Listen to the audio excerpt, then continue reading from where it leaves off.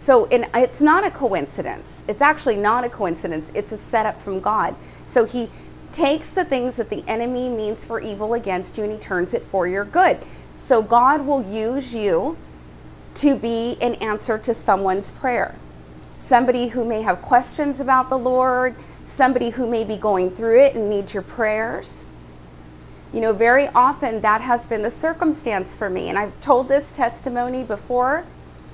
But while my daughter had ovarian cancer, we're in the hospital, and all this bad stuff happened to us that year. You know, I made a decision. I am going to give you a black eye devil for every mean thing you did to my family. I'm going to pray for so many people to know Jesus. I'm going to make you sorry you ever messed with us. Literally, God took that prayer and he said, that's my girl. You know, the just shall live by faith. And so every day I'd wake up and God would give me some kind of an assignment, somebody to pray for, somebody to be Jesus's hands and feet.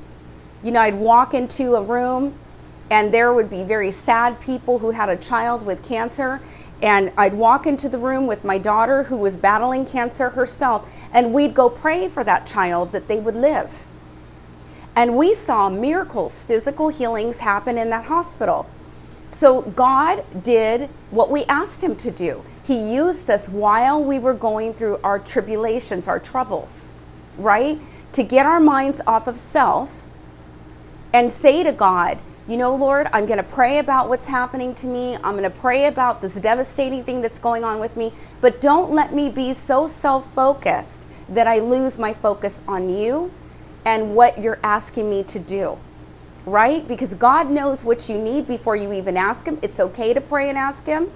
But when you get too focused on the people around you who do not want your help, when you start focusing on them, it becomes very unhealthy, very toxic for you. Instead, ask God, who can I help? And he'll show you who's in receiving mode, who can receive from you. Maybe those people can't receive from you right now, but trust that the Lord is working on them, right?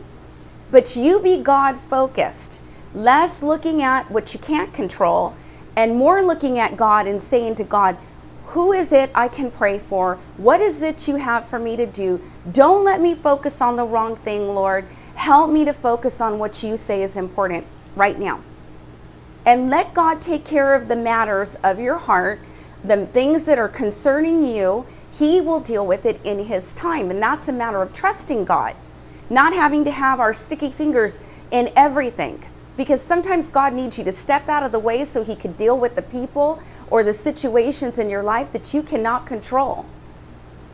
A little less self-focus, a little less focus on the people who do not want your help at this time, and more focus on God and what he says you can do.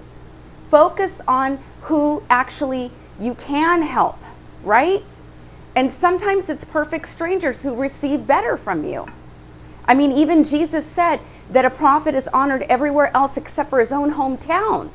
So even the Lord had a harder time doing miracles in his own hometown amongst the people who grew up with him, right? But they did see the signs and miracles through the Lord. But sometimes God will call you to go minister to perfect strangers.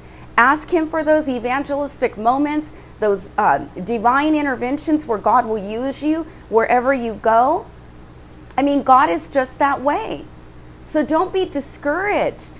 Don't feel like your prayers aren't going to get answered. There may be too much focus on those things that you're praying for.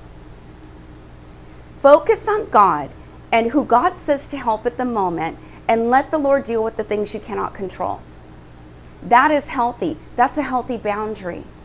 And God wants you to have healthy boundaries and a healthy life, right?